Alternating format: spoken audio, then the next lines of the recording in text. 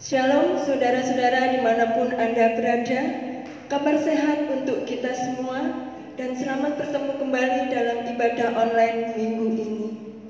Saudara, meskipun keadaan saat ini membatasi kehidupan kita, tetapi ingatlah Tuhan Yesus penolong dan sahabat.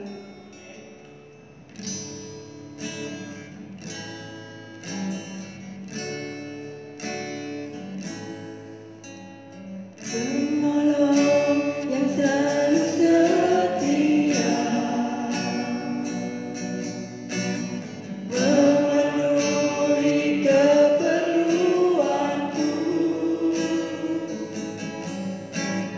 tak pernah dia mengecewakan.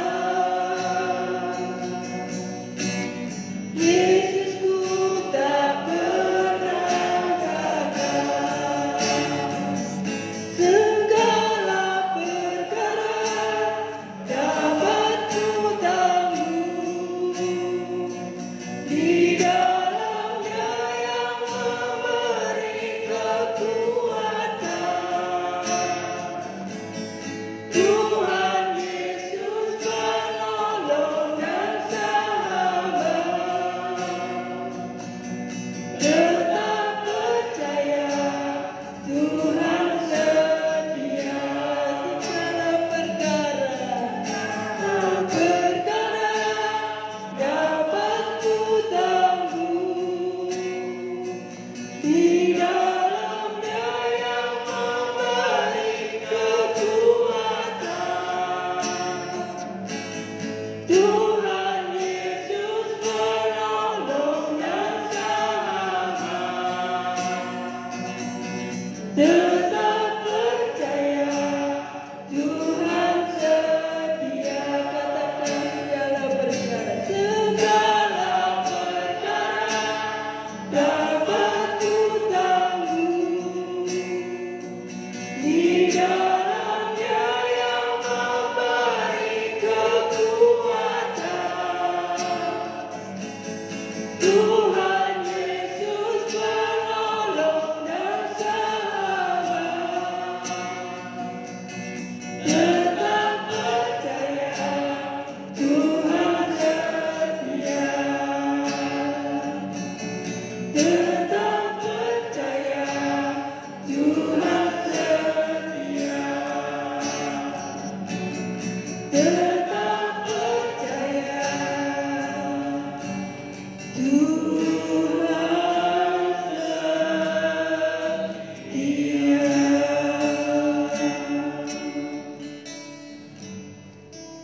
Saudara yang dikasihi Tuhan, meskipun keadaan saat ini membatasi hubungan kita dengan Tuhan, meskipun sistem dunia membatasi ibadah kita kepada Tuhan, tetapi biarlah kita senantiasa melakukan persekutuan intim dengan Tuhan. Karena hanya di dalam Tuhanlah ada kekuatan bagi kita. Karena di dalam Tuhanlah kita mampu menjalani kehidupan saat-saat ini. Tuhan Yesus, penolong kita yang setia.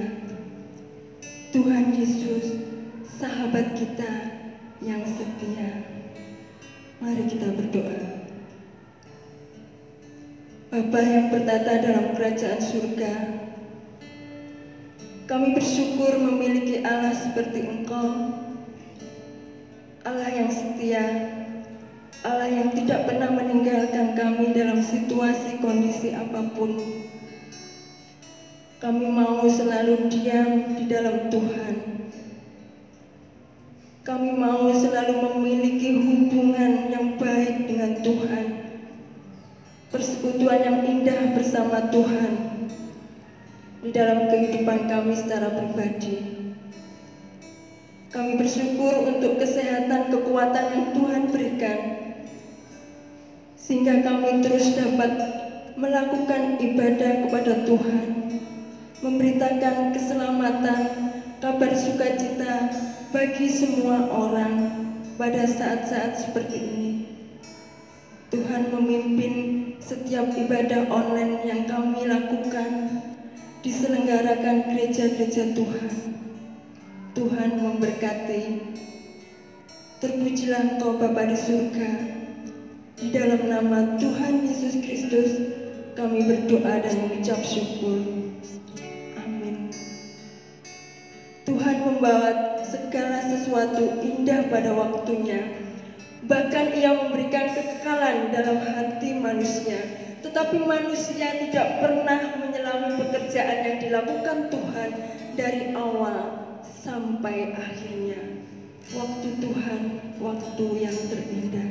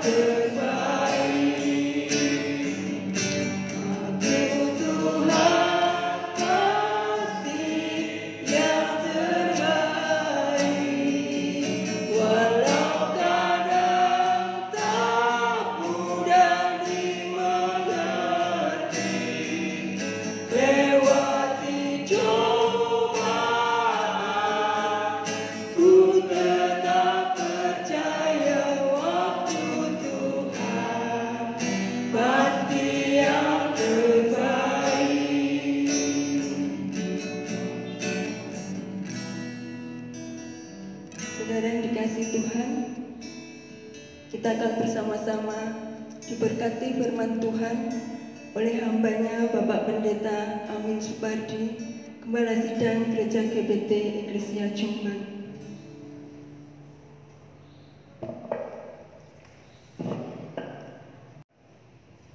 Shalom.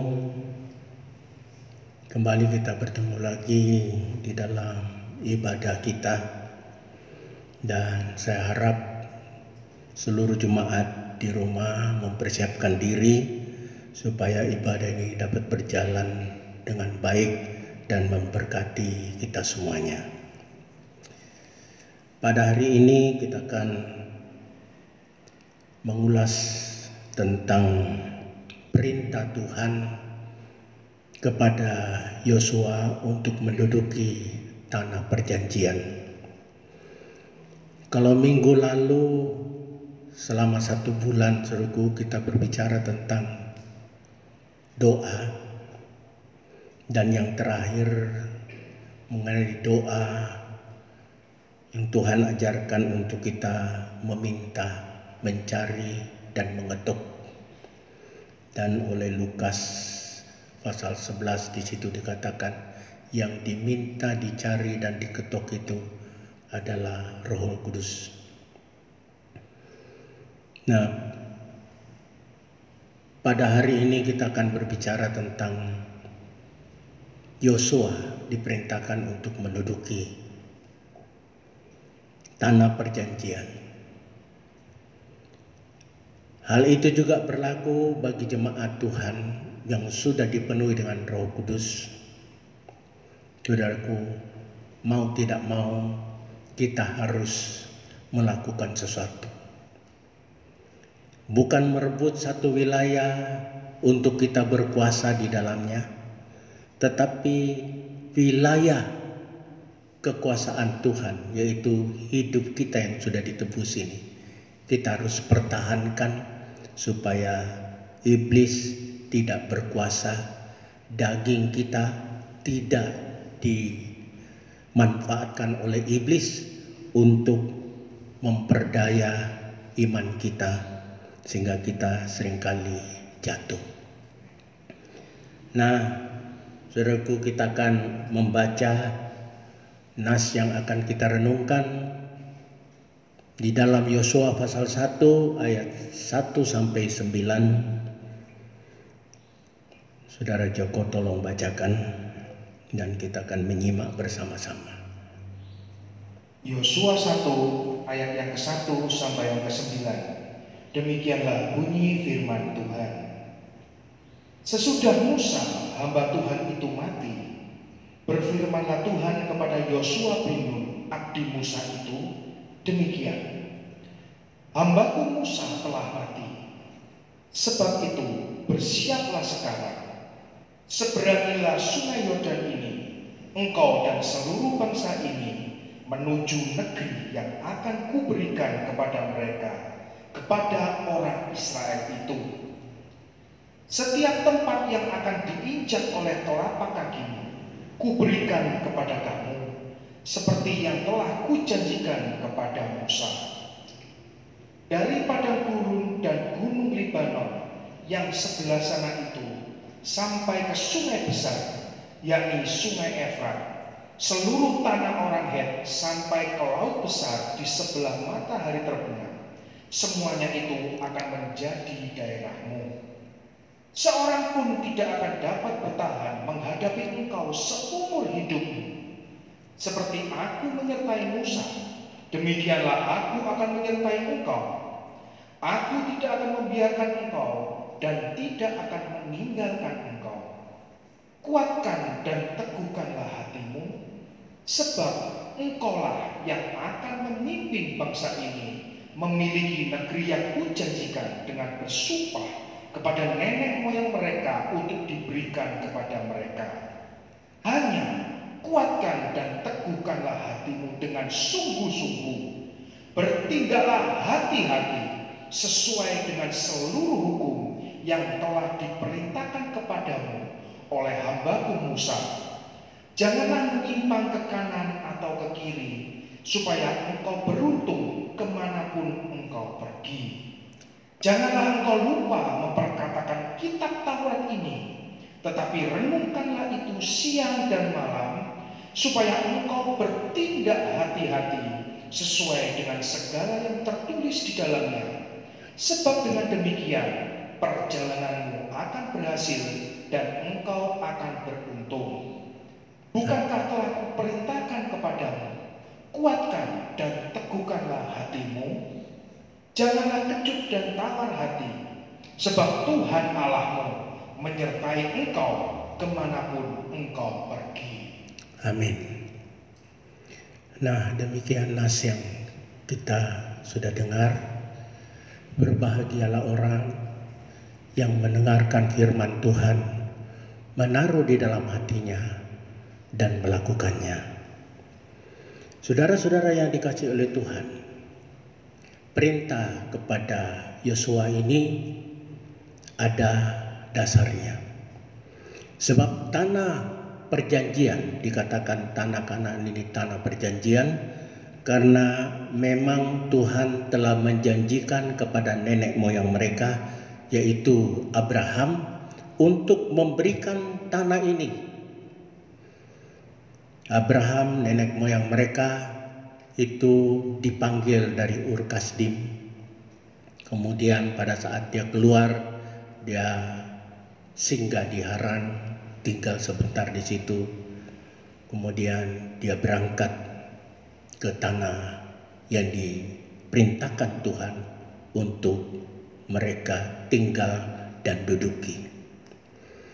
Nah, saudaraku, pada saat Abraham sudah masuk ke tanah ini melalui Negeb, ya, kemudian Sikem, Betel.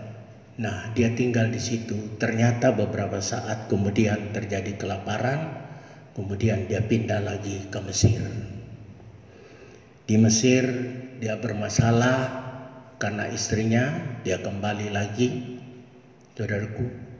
Dan itu berjalan terus sampai satu saat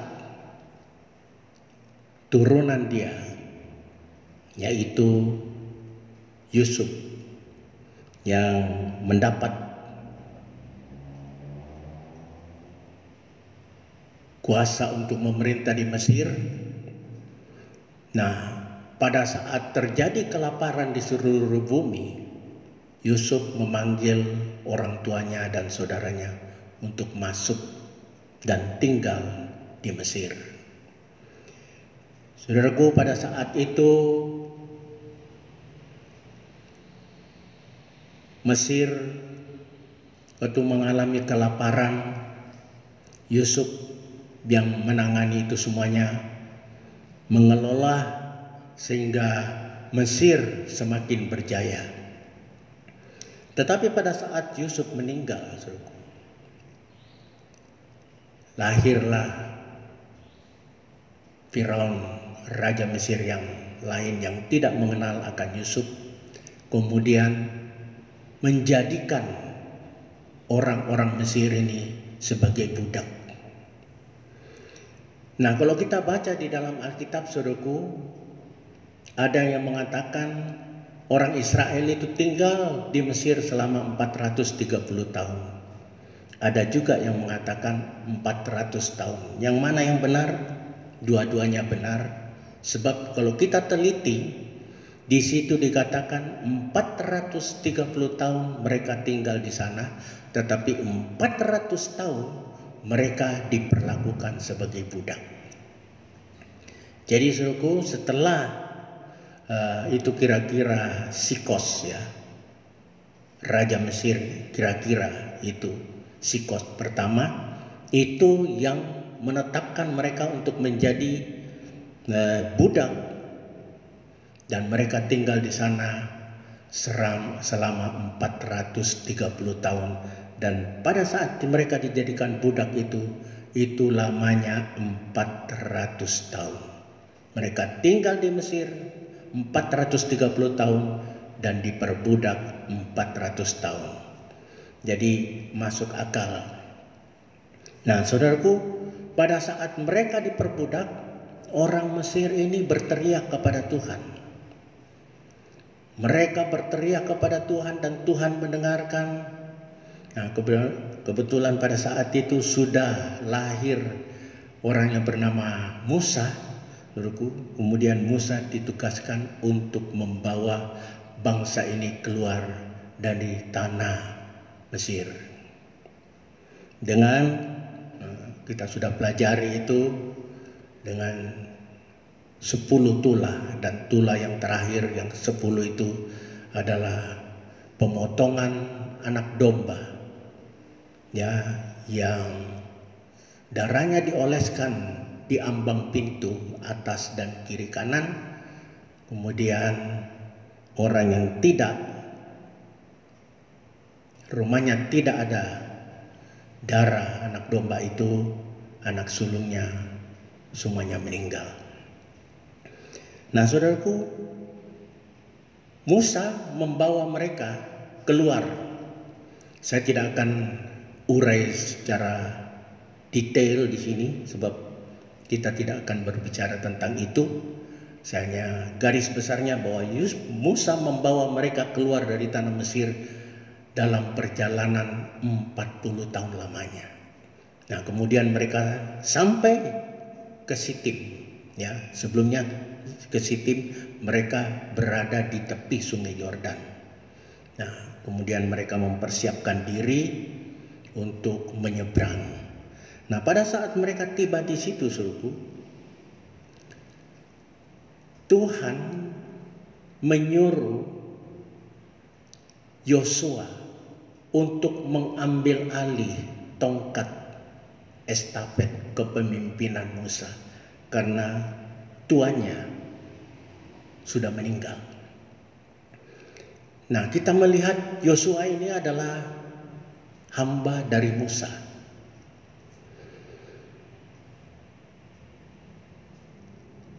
dari anak-anak muda yang lahir ya di tanah Mesir, itu ada 2 anak muda yang namanya Kaleb bin Yefune dan Yosua bin Nun ini.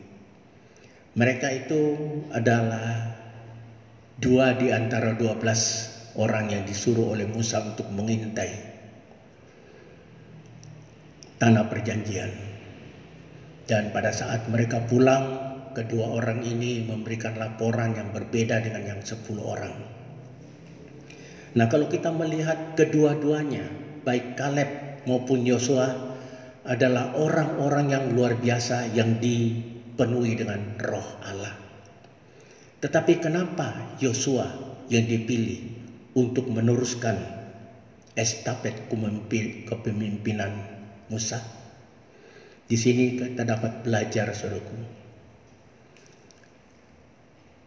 Kaleb dan Yosua sama-sama dipenuhi dengan Roh Kudus. Bahkan Kaleb itu, saudaraku, pada saat ke-10 orang membuat laporan negatif tentang diri orang Israel, sebab dia melihat orang-orang di tanah perjanjian itu besar-besar dan kekar-kekar, punya pasukan yang luar biasa. Nah, mereka mulai kecut hatinya. Tetapi Kaleb bangkit dan berkata, tidak, kita akan menang karena kita disertai oleh Allah. Nah, kedua orang ini sama-sama memiliki kualitas yang baik.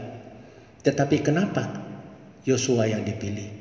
Kita dapat melihat Yosua ini hamba dari Musa, yang mengikuti Musa, memperhatikan Musa. Sekalipun Musa pernah melakukan sesuatu yang tidak benar dengan mengatakan, Tuhan, ambillah aku, cabutlah nyawaku, aku tidak kuat menghadapi bangsa yang keras tengkuk ini. Tuhan berkata, oke, saya akan ambil sebagian dari roh yang ada padamu. Kumpulkan imam-imam, tua-tua Israel.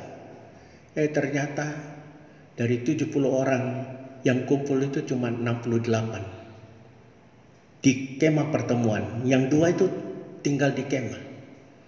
Ternyata rohnya Musa ini, suruhku, diambil alih oleh Tuhan dan diberikan kepada 70 orang, termasuk 2 orang yang di kemah itu. Apa yang terjadi?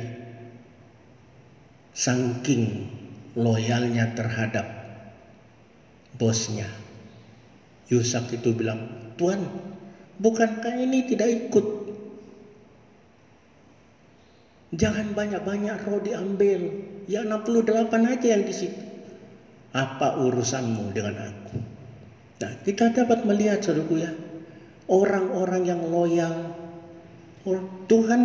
Tuhan itu melihat loyalitas kita di dalam melayani Tuhan. Dia lihat ini adalah wakil dari Allah, bisa berbuat salah. Bukan berarti kita support kesalahannya, tidak. Justru kita support dia supaya dia itu jangan sampai semakin terpuruk. Kalau kita mau dipakai oleh Tuhan begitu, saudara. Ini salah satu dari hal yang perlu kita renungkan. Kenapa Yosua yang disuruh, yang menjadi pengganti dari Musa? Tuhan berkata setelah kita baca tadi, Yosua tidak ada orang pun yang mampu menghadapi dia. Orang-orang Palestina, orang-orang Kanaan, bangsa Amori, Het, Yebusi, itu semua tidak mampu menghadapi dia. Saudaraku, luar biasa. Kenapa? Karena di samping loyal, orang ini sudah pengalaman. Kita kalau mau, saudaraku, dipakai oleh Tuhan, mungkin bilang, aku tidak berkepingin jadi pendeta. Tetapi paling tidak kita ini adalah imamat, imam-imam yang ditebus oleh Tuhan untuk memberitakan perbuatannya yang ajaib, yang telah membawa kita dari gelap kepada terangnya yang ajaib. Tidak perlu jadi pendeta, tetapi saudara dan saya itu adalah orang-orang yang ditugaskan oleh Tuhan. Kita sudah mempelajari amanat agung. Apabila Roh Kudus turun atas kamu, kamu harus menjadi saksi. Yerusalem, seluruh Yudea, Samaria, sampai ke ujung bumi. Tidak ada yang terkecuali. Orang yang sudah ditebus oleh Tuhan wajib untuk melakukan itu. Jadi saudaraku, kita harus mempersiapkan diri kita. Kita lihat pada saat Tuhan berbicara tentang talenta, apa yang dikatakan di situ? Tuhan memberikan sesuai dengan kemampuan mereka. Kita pikir, itu pilih kasih, ada yang 1, ada yang 2, ada yang 5. Tidak sesuai dengan kemampuan kamu. Kita juga sudah mempelajari, saudaraku, bagaimana janda yang punya utang datang kepada Elisa. Aduh, anakku 2 ini mau jadi sandera. Tuhan kata, Nabi berkata, apa yang ada padamu? Cuman bule-bule berisi minyak. Pinjam tempayang, jangan terlalu sedikit. Pada saat tempayang itu dituang, saudaraku, ya, dituang. Terus perempuan itu berkata, mana lagi? Enggak ada, stop. Jadi anugerah Tuhan, talenta yang Tuhan berikan itu tergantung dari kapasitas kita. Kalau lebih dari kapasitas, jebol, saudaraku. Jadi kita perlu belajar, saudaraku, sebagai anak-anak Tuhan tidak ada terkecuali. Semua kita ini harus menjadi pelayan-pelayan Tuhan, memberitakan Injil. Minggu yang lalu kita sudah berbicara, kalau orang dipenuhi dengan Roh Kudus, ya saudaraku, pasti menjadi saksi. Ya, jadi saksi, ngoceh. Bertobatlah kamu, dilempari batu, saudaraku. Bagaimana kesaksian yang efektif di akhir zaman ini? Hidup kita.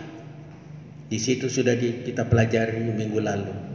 Orang yang mengutamakan kepentingan orang lain lebih daripada kepentingannya. Orang yang mengambil jalan sempit. Jalan sempit itu susah, saudaraku. Orang kepingin untung begini, iya deh, ngalah. Memberikan kesempatan pada orang, silahkan. Ada orang, kata pemazmur, saudaraku, kalau orang itu fasik, berhasil, kita tidak boleh iri. Betul. Sebab apa? Mereka berhasil di dalam kefasikannya, tetapi kita berhasil oleh anugerah Tuhan. Jangan takut. Tuhan tidak pendek tangan untuk membantu saudara dan saya. Jadi kita perlu renungkan hal itu. Kenapa Yosua mendapat kesempatan untuk menggantikan? Kalau kita renungkan, saudaraku, ini pada saat peak season, ya, musim menuai. Iki 40 hari di padang belantara, kasihan si Musa. Iki tinggal masuk, betul sulit, tetapi tinggal nyebrang, tinggal metiknya. Karena ini, saudara, mari kita betul-betul jadi orang Kristen. Jangan kita separuh-separuh, to be or not to be. Nek nggak gelem, lebih baik keluar. Rugi, saudara. Jadi orang Kristen tetapi separuh-separuh. Tuhan katakan di dalam Wahyu itu akan diludahkan itu. Kalau panasnya cuman suam-suam kuku, hangat-hangat tok. Kita harus hangat, panas, menyala-nyala, bersemangat melakukan pelayanan kita. Mungkin saudara berkata, wah kita dihambat. Saudaraku, dalam perilaku orang, tidak usah kita berkoar-koar di pinggir jalan, pamer-pamer keberhasilan kita. Salah satunya minggu yang lalu itu, saudaraku. Kalau kita itu penuh dengan Roh Kudus, kita tidak usah pamer karunia-karunia. Ada orang yang berkata, bukankah aku? Tuhan bilang, aku tidak pernah kenal kamu. Kita kalau penuh dengan Roh Kudus, tidak banyak ngomong, tetapi praktek, sehingga orang melihat perbuatan baik kita dan mempermuliakan nama Tuhan. Kemudian lanjutnya Tuhan, saudaraku, tip untuk menduduki tanah perjanjian. Nah ini, tanah perjanjian itu saudaraku, saya dengan tante sudah pernah ke sana. Memang sudah tinggal puing-puing. Tetapi orang berkata itu lebih lebar ya daripada tembok di Cina. Tembok Cina itu, saudaraku, kita bisa berpapasan mungkin 2 orang gini. Tetapi di sana itu, saudaraku, tembok Jericho, menurut cerita guide kami, kebetulan dia itu orang Yahudi tapi fasih berbahasa Indonesia. Dia ceritakan tembok ini bisa ditempati oleh rumah. Itu sebabnya Rahab, saudaraku. Itu rumahnya di atas itu, sehingga waktu dia turunkan dari situ, dari tembok itu, dari rumahnya, dia turunkan 2 pengintai itu. Jadi saudaraku yang dikasih oleh Tuhan, kita melihat begitu besarnya tembok sehingga bisa ditempati rumah. Tetapi Tuhan hanya berkata begini, berangkat kelilingi kota ini. Hari pertama 1 kali, selesai pulang. Ini pekerjaan, kalau saya mungkin saudaraku ada pada saat itu mungkin berkata, guyonan tah Tuhan nih, keliling-keliling, tahu nothing happen, nggak ada yang terjadi. Apa ini Tuhan? Besok gitu lagi, hari ketiga gitu lagi. Pada hari yang ke-7 dikuasai. Tapi kita pada hari ini sebelum ke sana kita akan pelajari tip yang Tuhan berikan kepada Yosua untuk dapat menguasai dan menduduki tanah itu. 1, ialah kesadaran Yosua bahwa dialah yang ditunjuk oleh Tuhan untuk menggantikan Musa. Saudara mungkin tidak dalam posisi seperti dia. Oh, saya ditunjuk Tuhan untuk menggantikan Om. Wah, terlalu gede. Oke lah. Tetapi pada saat saudara sudah diberi posisi, do your best. Lakukan yang terbaik. Saudara jangan kira ini main-main loh, saudaraku.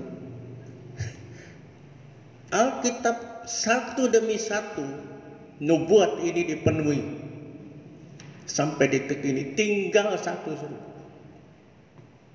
Ini masuk di dalam akhir-akhir. Kita masih mau main-main, nggak yakin. Saya sudah katakan, kalau tanggung-tanggung lebih baik tidak. You waste your time, buang waktu. Mari kita mau sungguh-sungguh. Kita harus menyadari, oh aku yang ditunjuk oleh Tuhan. Mungkin si Amin yang nunjuk, tetapi bukankah Ini pekerjaan Tuhan yang kita rindukan untuk kita layani. Mari kita lakukan dengan segenap hati, saudaraku. Waduh, ini lagi begini, Om. Kita tidak bisa berbuat apa. Justru, maaf ya, saudaraku, pelayan-pelayan Tuhan semakin getol, ya, supaya banyak bilangan orang dapat diselamatkan. Ingat loh, orang di sekitar kita itu tanggung jawab kita loh. Darahnya ditanggungkan, kata Yeskiel. Mulai pasal 3, pasal yang terakhir, kalau tidak salah 33, itu diulang lagi. Berarti begitu penting. Adakah kita menyadari, akulah orangnya yang ditunjuk oleh Tuhan untuk melakukan. Mari kita buat yang terbaik. Yang kedua, hati yang kuat dan teguh, karena Tuhan berjanji menyertai kita. Saudaraku, seringkali kita ini tidak yakin dengan janji Tuhan, sehingga ya ogah-ogahan, acuh tak acuh. Tetapi kita melihat Yosua betul-betul, dia memperhatikan pada saat Tuhan berkata, hatimu harus kuat dan teguh. Betul-betul pada saat dia diberi tugas, dia persiapkan pasukan-pasukan itu. Bahkan dia beritahu kepada Ruben, Gad, dan separuh dari Manase, suku Manase, ya, untuk kamu loh yang ditunjuk oleh Musa untuk berdiri di depan, ya, sehingga pada saat suku-suku yang lain, saudara-saudaramu ini menyerang, kamu bantu dia. Coba, suruh bantu mereka. Kalau menang, dia menduduki, bantu yang lain, bantu. Dan kalau sudah, baru kamu kembali ke tempatmu sesuai dengan daerah yang telah ditetapkan oleh Musa. Waduh, luar biasa, saudaraku, pekerjaan yang berat, tetapi dia koordinasi dengan baik. Jangan kita, katanya orang dulu itu, lengser ke playon, ya, meninggalkan gelanggang. Saudaraku, lihat saja orang, saya pernah begitu, saudaraku. Nah, itu sebabnya kalau jemaat ini saya bilang, iya, aku yang ngono dia. Tetapi begini, saya itu bukan apa-apa. Kalau ada orang yang iri terhadap saya secara pelan-pelan mengundurkan diri. Iya, saya itu di Surabaya, saudaraku, baru datang tahun 97 ya. Nah, saya diberi langsung untuk berbicara belum ada komsel dulu, jadi rayon-rayon, baik itu saya lupa semuanya, tetapi itu ada 5 rayon. Triorejo salah satunya, DSR, Darmo Satelit namanya, itu. Terus doa pagi saya memimpin, saudaraku, tidak pernah absen. Ada yang iri hati, Bapak-bapak, saya terus yang bawa firman, renungan tiap hari. Saya taunya itu dari ini. Waktu orang bertanya, nanti di DPU siapa ya? Rayon DPU nanti siapa yang khotbah? Amin Rais. Orang saya lihat, nggak senang. Ya, saya mundur. Saudaraku, itu saya pikir pekerjaan yang salah, tindakan yang salah, yang kekanak-kanakan. Saya seringkali kalau melihat jemaat begini juga, tetapi jemaat ini kan bukan karena itu, ya, memang tidak disiplin pelayan Tuhan. Maaf ya, saya harus menyatakan sebab ini tanggung jawab kita bersama di hadapan Tuhan. Yang ketiga, saudaraku, kitab Taurat perlu diperkatakan dan direnungkan siang dan malam. Waduh, pekerjaan yang luar biasa. Untuk melayani Tuhan, kita ini harus banyak. Ya saudaraku, saya kalau teringat terus ambil iPad, karena gampang sekali saya buka-buka ayat. Kita harus memperkatakan dan merenungkan siang dan malam. Yang ketiga, tip untuk dapat dipakai dan menduduki tanah perjanjian. Semangat yang tidak kecut atau tawar hati ketika menjalankan amanat. Seringkali saudaraku, pada saat rekan-rekan lain tidak on time, ya kita lalu kecut hati, tawar hati. Apalagi di antara kita ada yang begitu seperti saya itu. Kelemahan saya, melihat orang tidak senang, ya udah saya mundur, teratur, pelan-pelan. Sampai Pak Lukas itu juga rasa mangkel juga, sampai bilang, amin, sudah bukan orang kita. Ya karena tindakan saya, suruh. Nah, jangan tiru kesalahan-kesalahan yang saya sudah lakukan. Saya untung-untung oleh kemurahan Tuhan masih ada ampun, sehingga saya bisa melayani Tuhan. Kalau tidak, suruhku, walaupun saya dapat mengatakan, loh, ini kan excuse, karena ada penyebabnya. Tidak boleh.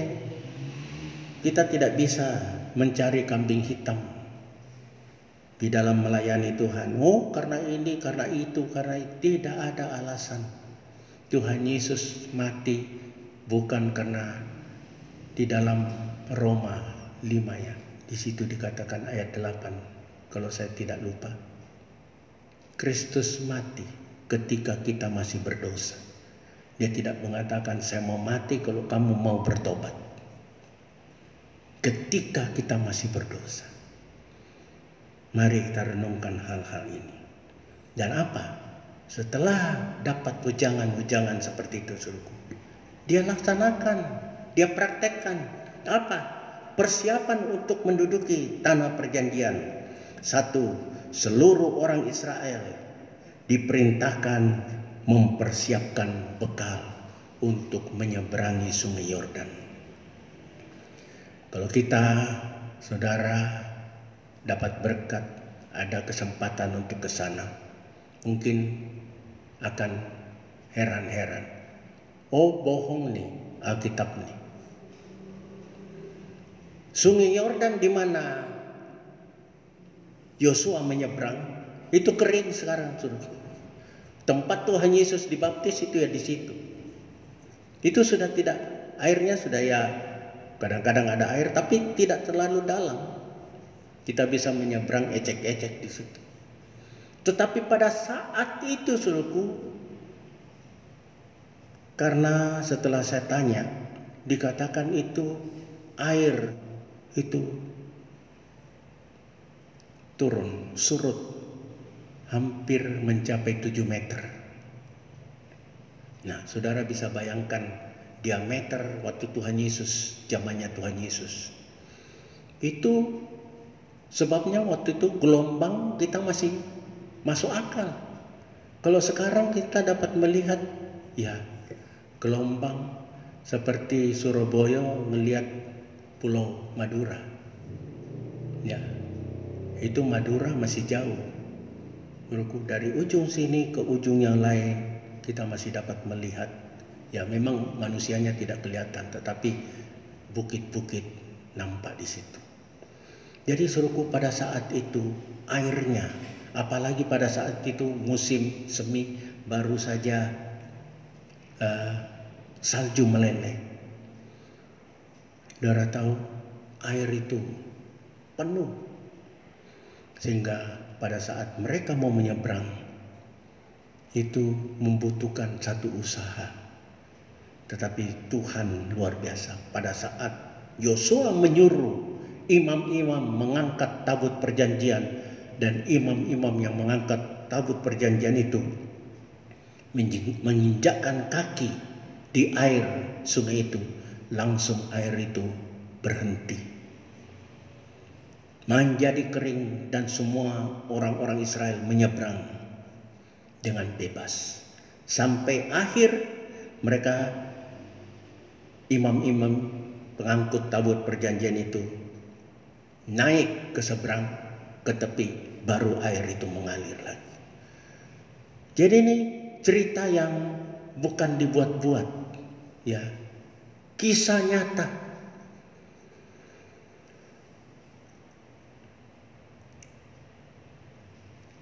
Setelah itu, saudaraku, mereka tinggal di Sitim 3 hari lamanya, mempersiapkan diri lagi. Dan dalam persiapan itu salah satunya menyuruh 2 orang untuk mengintai. Dan mereka pada saat itu singgah di rumah Rahab. Nah, oleh orang-orang yang tidak seiman dipergunakan, lihat tuh, orang-orang yang diutus oleh Tuhan belarang ke tempat pelacuran dulu. Saudara tahu, kalau dia pergi ke tempat penginapan pasti ketahuan. Walaupun waktu itu mungkin tidak membutuhkan mana KTP kamu, tapi paling tidak orang-orang penginapan itu memberikan informasi. Tapi kalau pergi ke tempat itu kan tidak ada laporan, saya mau pergi melacur, tidak ada. Tetapi toh terdeteksi, itu saja terdeteksi. Jadi bukan karena mereka pergi melacur, bukan, saudaraku. Mereka pergi ke tempat itu untuk melakukan, untuk apa?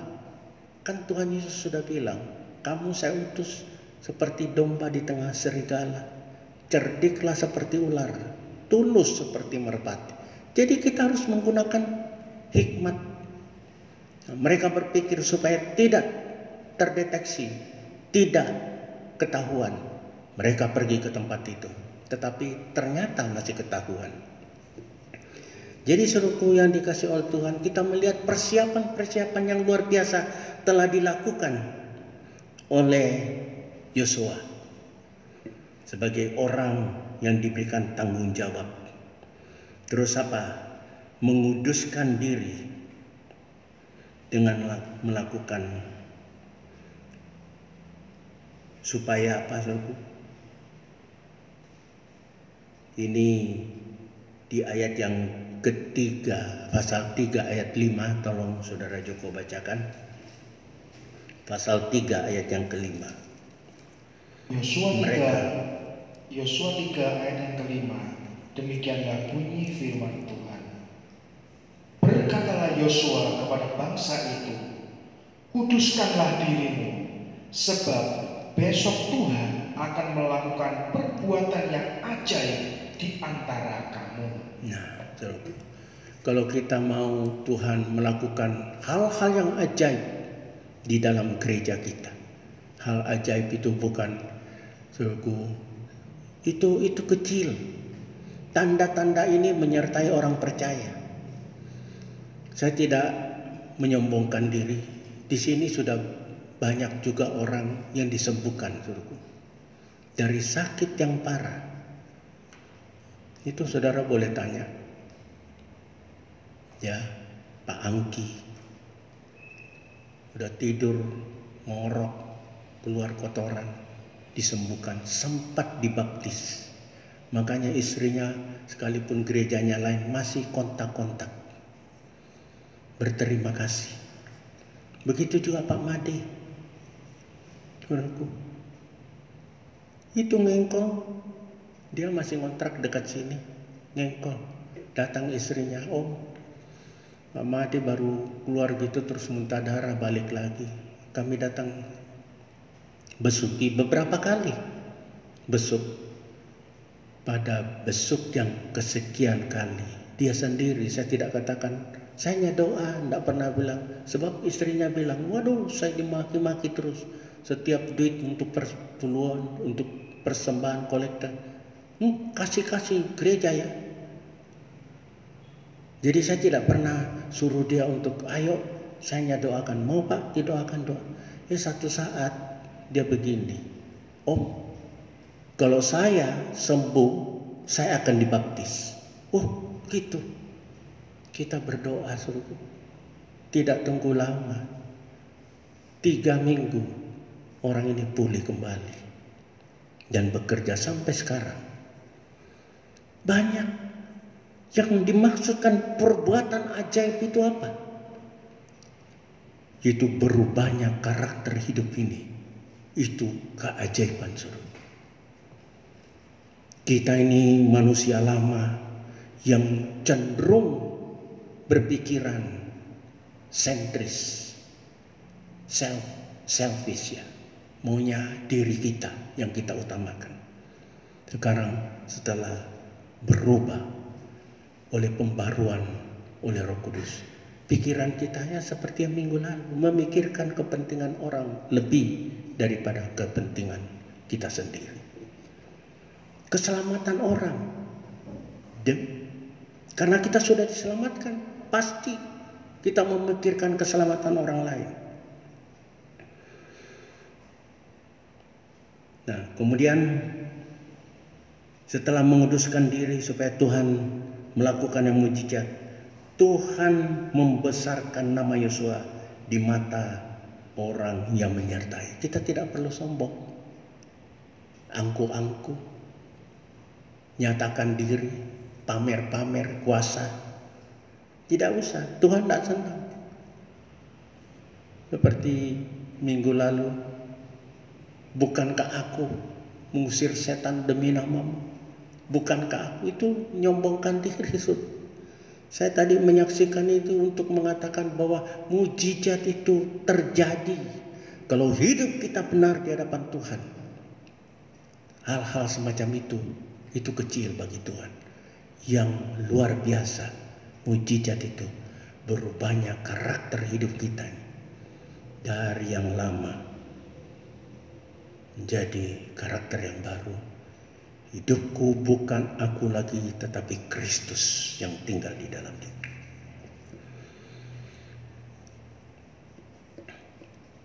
Nah, sebagai hal yang terakhir yang perlu kita renungkan, apa setelah tip yang Tuhan perintahkan untuk dia terjadi di dalam diri Yosua, ternyata dia persiapkan sesuai dengan perintah Tuhan. Dan hasilnya apa? Kita melihat pada saat para imam pengangkut tabut perjanjian itu, seperti yang saya sudah ceritakan, mencetakkan kaki di air sungai Yordan itu. Sungai Yordan itu stop, ya saudaraku, seperti ada bendungan yang menyetop sehingga ke bawah air itu kering. Sampai mereka semuanya menyeberang ke seberang sungai Yordan, dan setelah itu imam-imam yang mengangkut tabut perjanjian itu naik ke tepi yang sebelah, air itu kembali. Bendungan itu seakan-akan dilepas oleh Tuhan. Luar biasa. Kemudian apa? 12 batu peringatan. Nah, ini seringkali kita menganggap, oh ini juga Tuhan suruh kok untuk membuat peringatan. Boleh, itu peringatan untuk mengingat-ingat suruhku, tetapi jangan kita jadikan berhala. Keponakan saya biasanya SMS saya, selama ini kok diam. Saya bilang, kenapa Sam? Namanya Semi. Kenapa kamu kok diam? Aduh Om, dengan bangga, saya lagi doa kepenuhan Roh Kudus selama 10 hari ini. Oh gitu ya. Nah, saya kan sudah dalam khotbah saya mengatakan, kepenuhan Roh Kudus pada saat mula-mula terjadi di kamar loteng di Yerusalem itu berlaku, tidak harus menunggu hari-hari seperti itu. Tidak harus menunggu waktu Tuhan Yesus naik kemudian 10 hari turun Roh Kudus, tidak. Ini maaf, kalangan Pentakosta ini seringkali begitu. Secara tidak sadar kita telah memberhalakan. Roh Kudus sudah dikirim, anytime you can receive as long as you open your heart. Selama saudara membuka hati, membuka diri, Roh Kudus siap. Mintalah, carilah, ketuklah, pasti. Jadi 12 batu ini hanya untuk memperingati bahwa pernah Tuhan melakukan sesuatu yang mujizat, di mana sungai yang tidak mungkin diseberangi. Ya mungkin mereka pada saat itu sebagian besar nggak bisa ngelangi, kelelap kalau ngelangi. Makanya Tuhan buat mujizat itu. Mulai dari Laut Merah Tuhan sudah membuat. Ini juga dilakukan. Jadi untuk peringatan, hanya memperingati bahwa, sebab seringkali orang itu, wah itu mah ilusi itu mah fiktif itu. Ini fakta suruhku. Jadi ada fakta sejarah. Gilgal, tanah batu ini masih ada sampai sekarang. Jadi bukan untuk dikeramatkan suruhku. Kita waktu ke sana hanya sekedar melihat, bukan karena masuk. Bab di kuburan Tuhan Yesus itu ada 2 versi, Katolik dengan kitab Protestan. Saya melihat ini fakta, tetapi kita tidak tahu di mana tempat yang sebenarnya. Sudah tidak usah pakai doa-doa di situ. Dia bisa doa ketemu dengan Tuhan. Kita datang sana untuk melihat fakta-fakta sejarah, bukan untuk mengkeramatkan tanah perjanjian, bukan. Untuk apa? Kita semakin yakin bahwa apa yang dikisahkan itu fakta, bukan fiktif, bukan fiksi. Ya, kemudian penyunatan di Gilgal. Sebelum memasuki itu dikatakan penyunatan 2 kali. Bukan itu maksudnya. Jadi orang-orang yang lahir dalam perjalanan, ya saudaraku, yang perjalanan bab itu 40 tahun. Nah, itu yang disunat. Nah, sunat di sini bukan itu maksudnya. Itu hanya simbol. Tetapi sunat yang dituntut oleh Tuhan itu adalah penanggalan dosa. Coba saudara Joko tolong bacakan di dalam Kolose 2 ayat yang ke-11. Kolose 2 ayat yang ke-11, demikianlah bunyi firman Tuhan. Dalam Dia kamu telah disunat, bukan dengan sunat yang dilakukan oleh manusia, tetapi dengan sunat Kristus yang terdiri dari penanggalan akan tubuh yang berdosa. Amin. Nah, saudaraku ya, penanggalan akan tubuh yang berdosa. Jadi kita lepaskan dosa, tanggalkan dosa. Tanggalkan dosa itu bukan dosa nempel kita tanggalkan, tapi kita berjanji di hadapan Tuhan. Tuhan, Roh Kudus sertai saya. Saya tidak mau lagi melakukan dosa ini. Saya tidak mau lagi berkecimpung di dosa ini. Banyak sekali suku dosa. Melakukan, kita tahu apa yang baik dan kita tidak lakukan, sudah dosa. Jadi jangan berpikir bahwa ngemplang orang, menzinai orang, merampok, membunuh orang itu dosa, itu yang dosa. Tidak. Kita tahu apa yang baik, yang patut Roh Kudus dorong kita untuk melakukan, dan kita tidak mau. Itu dosa. Itu kita berjanji sama Tuhan, Tuhan, saya mau tanggalkan. Saya tidak mau lagi. Roh Kudus pasti menyertai saudara, membantu saudara. Kalau betul-betul hati, Tuhan, aku tidak mau lagi berbuat dosa ini.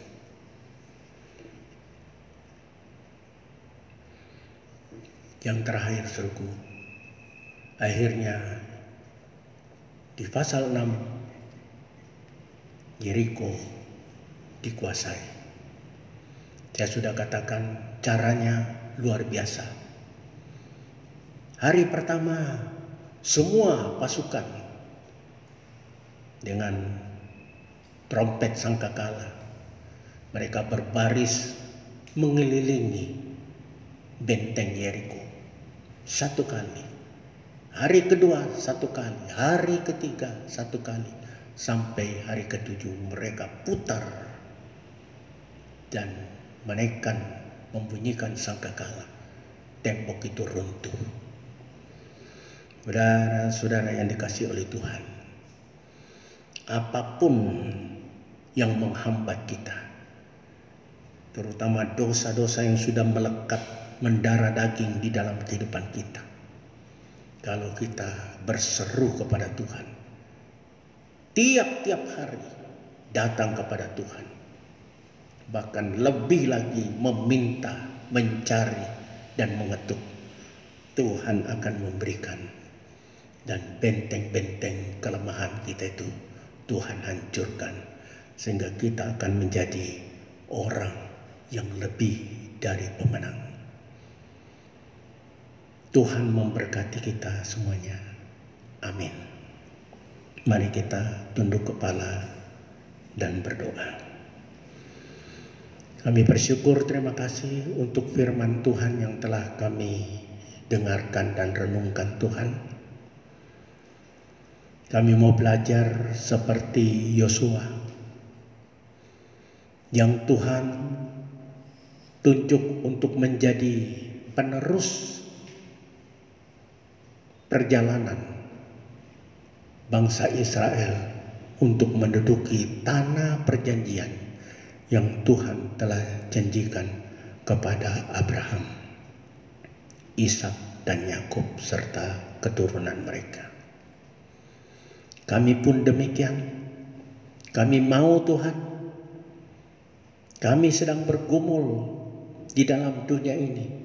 Kami dalam perjalanan untuk masuk di dalam tanah perjanjian, yaitu Yerusalem baru.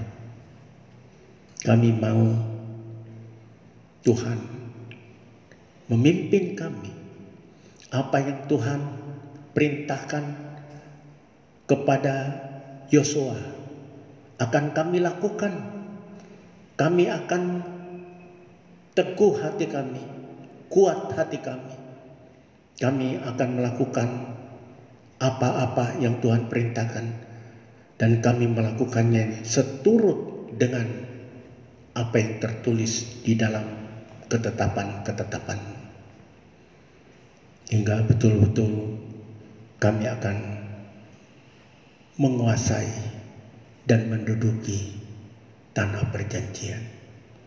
Kami tahu Tuhan, ini bukan oleh kuat dan gagah kami, seperti yang nyanyian telah kami naikkan, tetapi oleh karena Roh-Mu yang memimpin Yosua dan memimpin kami juga untuk masuk di dalam rumah yang kekal itu.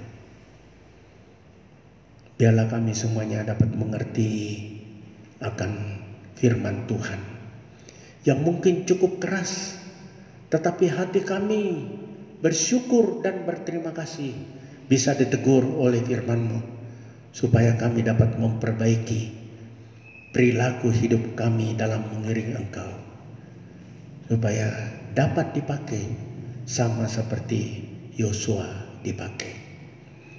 Terima kasih Bapa, materaikan firman Tuhan di dalam hati setiap kami yang sudah mendengarkan, sehingga kami dapat menjadi pelaku-pelaku firman. Saatnya hamba berdoa untuk bangsa dan negara kami. Tuhan, di tengah-tengah wabah yang melanda dunia termasuk bangsa kami, ada juga gejolak-gejolak politik yang terjadi, tetapi kami serahkan semuanya. Biarlah kehendak Tuhan yang jadi. Satu hal yang kami pinta adalah biarlah Tuhan berkenan untuk memimpin dan memberikan hikmat kepada pemimpin kami, Presiden Jokowi dan Ma'ruf Amin. Begitu juga dengan anggota kabinetnya, supaya bekerja bersama-sama bukan untuk kepentingan mereka, tetapi untuk kepentingan bangsa dan negara. Biarlah pemerintah menciptakan keadilan sosial bagi seluruh rakyat Indonesia, di mana kami yang minoritas ini tetap diperlakukan sama di hadapan hukum. Terima kasih Bapa, berdoa juga untuk hamba-hamba Tuhan yang melakukan pelayanan yang sama. Tuhan urapi mereka, supaya pelayanan mereka mendapat menjadi berkat buat jemaat yang Tuhan percayakan. Segala puji hormat syukur kami naikkan kepada Bapa dalam sorga. Dalam nama Tuhan Yesus hamba mohon ini semuanya. Saudara yang dikasihi oleh Tuhan, terimalah berkat dari Allah Bapa, cinta kasih Tuhan Yesus dalam persekutuannya dengan Roh Kudus akan memberkati kita, menyertai kita, melindungi kita mulai saat ini sampai Tuhan Yesus datang pada kali yang kedua. Segala puji hormat syukur kami naikkan kepada Bapa dalam sorga, dalam nama Tuhan Yesus hamba mohon ini semuanya. Amin. Tuhan memberkati kita.